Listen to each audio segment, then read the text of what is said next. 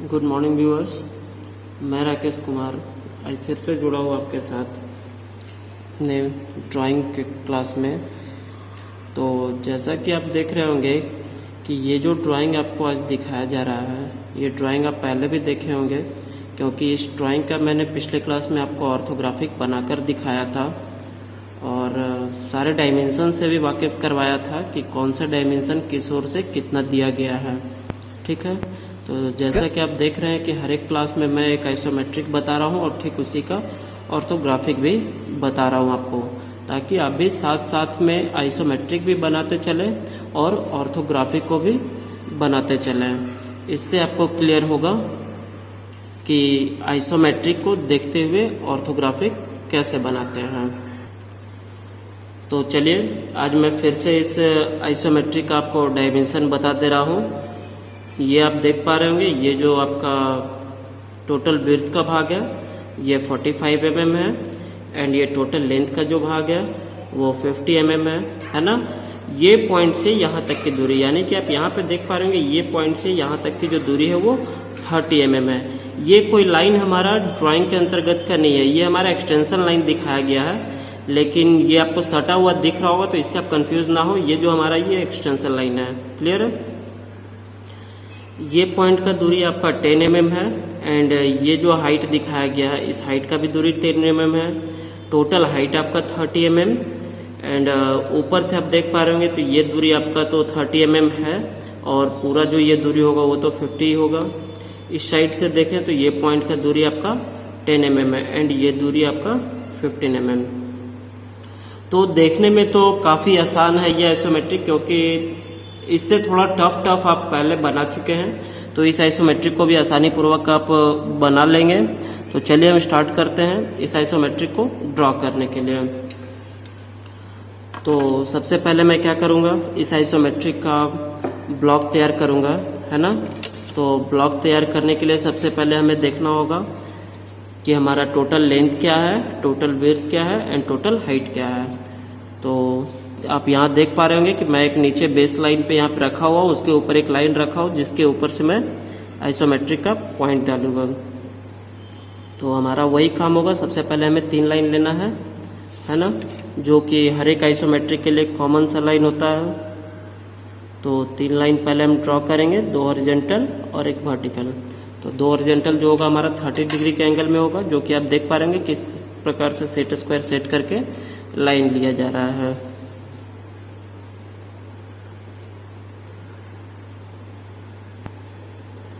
ये 3 लाइन सबसे पहले हमें ड्रॉ कर लेना है।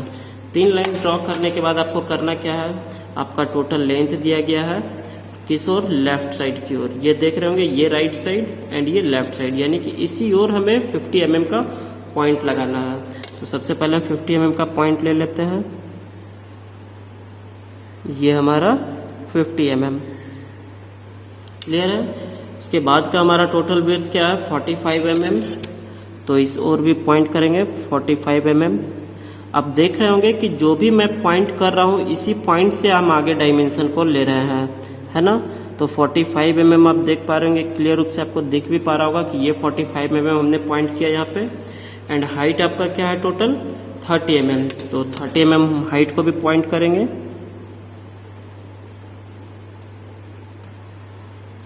ये हमारा 30 mm। ये 3 पॉइंट हमारा निकला है, एक लेंथ का, एक विड्थ का, एक हाइट का। क्योंकि आपको कोई भी आइसोमेट्रिक, है ना, इसमें आप 3 डायमेंशनल व्यू जो है ये, इसमें आपको 3 भाग तो दिखेगा ही। कोई भी आइसोमेट्रिक हो, लेंथ दिखेगा, विड्थ दिखेगा एंड हाइट दिखेगा। तो इसी तीनों के हिसाब से सबसे पहले हमने क्या किया, पॉइंट कर लिया। फिर से अब अपने सेट स्क्वायर को नीचे बेस लाइन में सेट करेंगे एंड ऊपर वाले जो सेट स्क्वायर है जो हमारा जिसमें फ्रेंच कर्व बना हुआ है, इस सेट स्क्वायर से अब हमारा अगला स्टेप क्या होगा, जो हॉरिजॉन्टल लाइन पे पॉइंट हमने किया था उससे 2 लाइन वर्टिकल की ओर ड्रॉ करना है।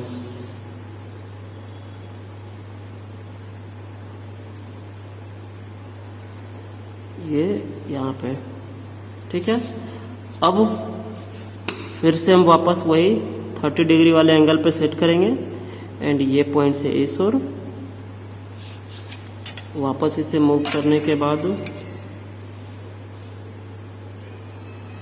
इस पॉइंट से इस ओर चलेंगे एंड इसे आगे स्लाइड करेंगे। स्लाइड करने के बाद एक लाइन ये हमारा होगा। आप नीचे भी ध्यान देते रहें कि ये दोनों सेट स्क्वायर जो है आपस में बिल्कुल सटा हुआ होना चाहिए ताकि हमारा एक्यूरेसी बना रहे। ये तो आप देख पा रहे हैं कि मैंने जो यहाँ पे तैयार किया है ये आइसोमेट्रिक के लिए ब्लॉक तैयार किया सबसे पहले, और ये जो ब्लॉक है इसी के अंदर अब हमें आइसोमेट्रिक को ड्रॉ करना है डायमेंशन को देखते हुए। तो उससे पहले जो हमारा एक्स्ट्रा लाइन है उसे हम हटा लेते हैं। आप देख पा रहे होंगे कि कितने आसानी पूर्वक ये रफ हो पा रहा है क्योंकि मैं बहुत ही हल्के पेंसिल का यूज़ किया हूँ। और आप भी शुरुआत में अगर HB पेंसिल से 2H पेंसिल का यूज़ ना कर पा रहे हो तो 2H पेंसिल रखें और उसी से ड्रॉ कर रहे ताकि आपका भी लाइन जो शुरुआती में हो वो बिल्कुल लाइट हो। तो अब हमें करना क्या है, अब हमें आइसोमेट्रिक को देखना है और डायमेंशन को फॉलो करना है। तो आप देख पा रहे हैं कि ये जो दूरी आपका 50 mm का था वो दूरी हमारा 50 mm का ये है। क्लियर है? यहाँ से आपको दिखाया गया है कि ये जो हाइट है वो कितने mm का है, 10 mm का है ना। तो हम भी क्या करेंगे, 10 mm का एक हाइट पॉइंट करेंगे। आपको क्लियर रूप से दिख पा रहा है कि यहाँ से जो पॉइंट था मैंने यहाँ से 10 mm पॉइंट कर लिया। ठीक है, 10 mm पॉइंट करने के बाद ये जो एक हॉरिजॉन्टल लाइन हमारा आएगा है ना, और एक हॉरिजॉन्टल लाइन इस ओर आएगा। तो ये दूरी हमारा कितना होगा, ये दूरी हमारा कितना होगा, सबसे पहले हम लाइन को ड्रॉ कर लेते हैं, उसके बाद हम उस दूरी को निर्धारित करेंगे। तो देख पा रहे होंगे आप सेट स्क्वायर किस प्रकार से सेट किया जा रहा है। एक लाइन इस ओर ड्रॉ करना है एंड दूसरा जो हमें बिल्कुल इसी पॉइंट से इस ओर ड्रॉ करना है। ठीक है, तो अभी तक तो हमने यहाँ पे देखा कि ये यहाँ से 10 mm का एक वर्टिकल लाइन लिया हुआ था, इसी से 2 हॉरिजॉन्टल लाइन दोनों साइड गया है, फ्रंट की ओर भी और साइड की ओर भी, जो कि हमने वो काम कर लिया है। अब हमें देखना है कि ये लाइन गया हुआ कितना। तो आपका टोटल विड्थ जो है वो कितना है, 45 mm। ऊपर से इसका दूरी क्या दिखाया जा रहा है, 10 mm, यानी कि ये जो होगा हमारा 35 दूरी का होगा। तो या तो आप 35 इस पॉइंट पे माप लें या तो आप ऊपर से 10 mm पॉइंट कर लें। यहाँ से 10 mm हमने पॉइंट कर लिया है। इस ओर भी देख रहे हैं कि ये जो दूरी हमारा है वो दूरी कितने mm का है, 30 mm का। तो हम 30 mm इस ओर भी पॉइंट कर लेंगे।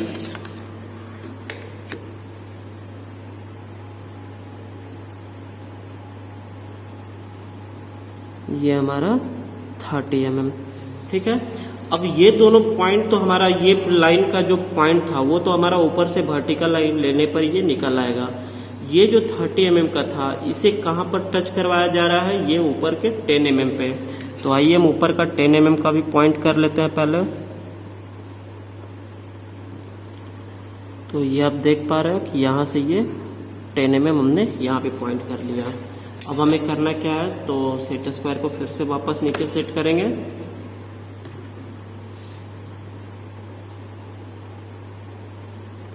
ठीक है, नीचे सेट करने के बाद ये जो लाइन है हमारा ये तो बिल्कुल वर्टिकल लाइन है, जो कि सेट स्क्वायर सेट करके हम ले सकते हैं इस लाइन को। ठीक है, और ये जो लाइन आपका दिखाया जा रहा है ये जो लाइन है वो इंक्लाइन है, यानी कि आप सेट स्क्वायर से ना लेकर पॉइंट टू पॉइंट ये लाइन आपको ड्रॉ करना है। तो चलिए इधर हमें सेट स्क्वायर से एक 30 mm इस ओर भी चलना है ना। तो ये पॉइंट से हम एक लाइन चलेंगे हॉरिजॉन्टल, जो कि हमारा 30 mm का हो। इसी पॉइंट से एक लाइन ड्रॉ कर लिया मैंने, और इस लाइन का दूरी क्या दिखाया जा रहा है, 30 mm। तो हम भी क्या करेंगे, उसे 30 mm पॉइंट कर लेंगे।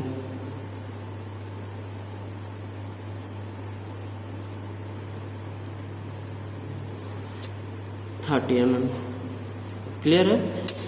तो यहाँ पर 30 mm भी आपको दिख रहा है, और ये भी लाइन जो आपको दिखाया जा रहा है बच्चों, ये भी लाइन आप सेट स्क्वायर से सेट करके आप नहीं ले पाएंगे, क्योंकि ये भी एक प्रकार से फ्री हैंड लाइन है। क्यों? क्योंकि आप देखेंगे कि जब भी हमारा कोई सेट स्क्वायर से लाइन लिया जाता है, मान के चलिए कि ये लाइन अगर इसके पैरेलल होता, तो पैरेलल का मतलब होता है कि दोनों लाइन का जो दूरी है वो समान दूरी बना रहे। जहाँ तक भी वो लाइन जाए वो एक दूसरे लाइन से गैप का जो होता है दूरी वो समान बना रहे। जैसे कि यहाँ पर आप देख पा रहे होंगे 10 mm है ना, लेकिन ये लाइन आगे जाके हमारा 10 mm के रेशियो से गैप बनाकर नहीं जा रहा है। अगर 10 mm का गैप बनाते हुए जाता तो यहाँ पर भी जो दूरी होता है, ये दूरी हमारा कितना बचता? 10 mm। लेकिन अभी आप देख पा रहे होंगे कि टोटल लेंथ जो आपका है 50 mm का है ना, जो कि ये पॉइंट से यहाँ तक का दूरी आपका 30 दिखा रहा, तो उसके हिसाब से ये हमारा 20 mm हो रहा है ना, और इस साइड हमारा हो रहा है 10 mm। तो अब आप समझ सकते हैं कि ये जो लाइन है हमारा फ्री हैंड के अंतर्गत लिया गया है, क्योंकि आगे में 10 है, पीछे में 20 है। तो हमें भी क्या करना है, ये पॉइंट से ये पॉइंट पर फ्री हैंड जो कि सिंगल सेट स्क्वायर को आप पॉइंट टू पॉइंट रख के खींच लें।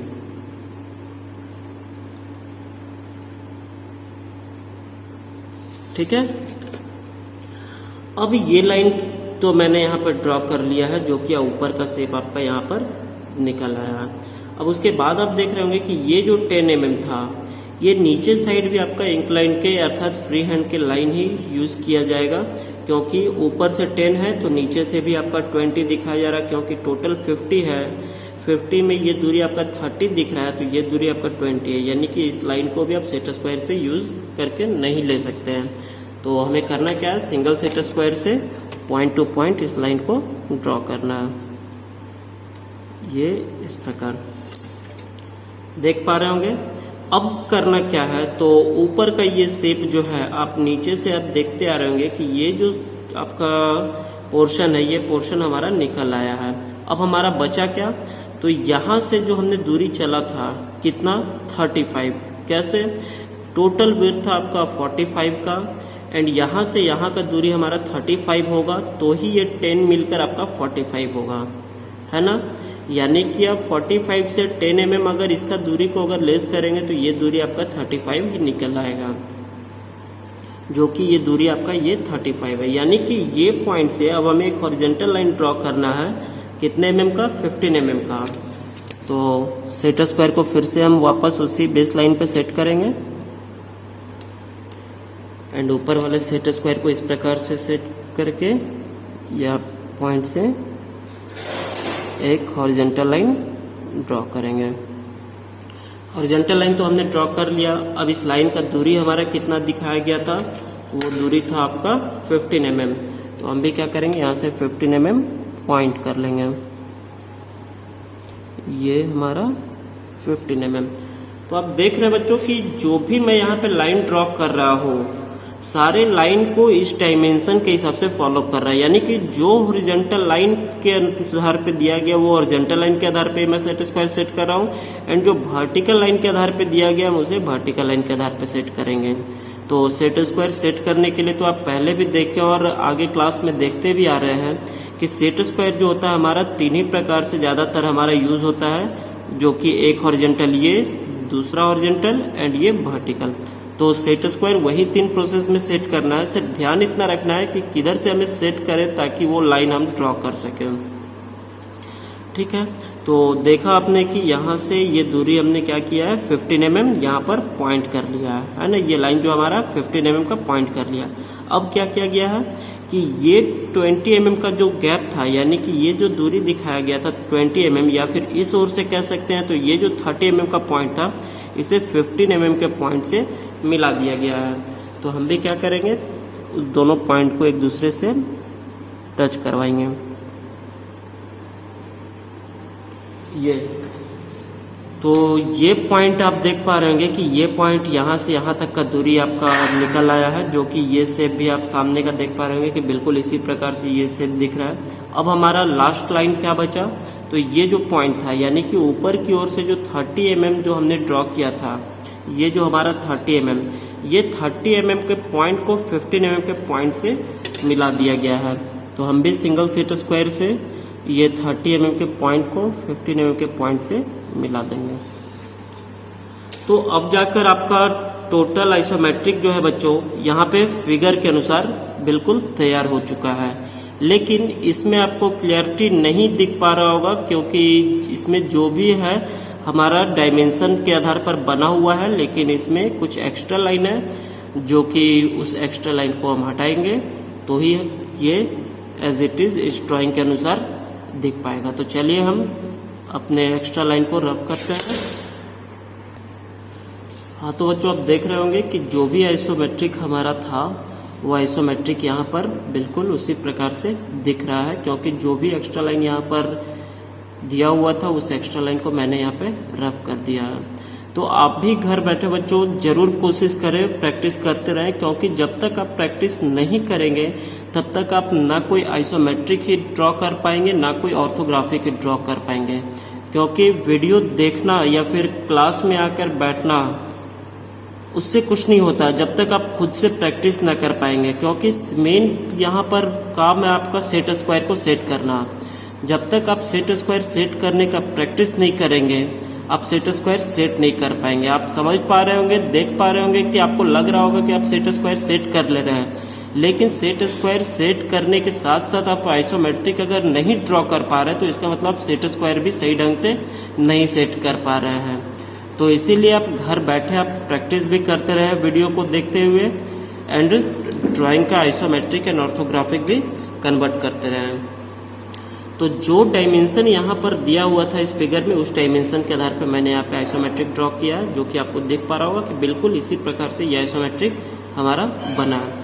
अब हम डायमेंशन की अगर बात करें तो डायमेंशन के लिए भी हम करेंगे वही, जो डायमेंशन यहाँ पे दिया हुआ है जिस प्रकार से उसी प्रकार से डायमेंशन हम भी देंगे। तो डायमेंशन के लिए भी बता दे रहा हूँ फिर से कि अगर वर्टिकल लाइन के लिए अगर हमें डायमेंशन की दूरी देना है तो वर्टिकल लाइन के लिए डायमेंशन की दूरी अगर हमें देना है तो वो हम सेट स्क्वायर को सेट वर्टिकल लाइन पे ही करेंगे और यहाँ से ऑब्जेक्ट से 1 से 2 mm छोड़ने के बाद एक लाइन ड्रॉ करेंगे जो कि एक्सटेंशन लाइन होगा। ठीक उसी प्रकार से इस पॉइंट से भी लाइन ड्रॉ करेंगे। उसके बाद क्या करेंगे, ये दोनों पॉइंट को मिला देंगे। दोनों पॉइंट को मिलाने के बाद दोनों साइड में एरोहेड ड्रॉ करेंगे। ठीक है, इस ओर भी करेंगे और जो हमारा डायमेंशन का दूरी होगा वो दूरी को हम दिखाएंगे 50। इस ओर अगर करना हो तो यहाँ से भी हम वही काम करेंगे, वर्टिकल लाइन के ऊपर से यहाँ से भी। ठीक है, और सेम वही काम एरोहेड को ड्रॉ करना है एंड जो हमारा दूरी दिया हुआ डायमेंशन का वो दूरी हम यहाँ पे मेंशन करेंगे। तो आप देख पा रहे हैं कि कितने आसानी पूर्वक मैं जिस प्रकार से आइसोमेट्रिक में आपका डायमेंशन पुट किया हुआ था उसी प्रकार से डायमेंशन भी दे पा रहा हूँ। तो उम्मीद करता हूँ कि आप भी इसी तरह से कोशिश करते रहे, प्रैक्टिस करते रहे घर में और वीडियो को देखते हुए आप आइसोमेट्रिक को भी बनाएं, साथ साथ ऑर्थोग्राफी को भी कन्वर्ट करें तो आपको और ज़्यादा समझ में अच्छे से आएगा। हो सकता है वीडियो आपको देखने पर कुछ उतना लगे कि फर्स्ट टाइम में नहीं समझ पा रहे हैं, तो आप जब प्रैक्टिस करोगे तो आपको ज़्यादा क्लियर होता चला जाएगा। तो आज का क्लास मैं यहीं तक लूँगा, नेक्स्ट क्लास में मिलता हूँ नेक्स्ट ड्राइंग के साथ। धन्यवाद।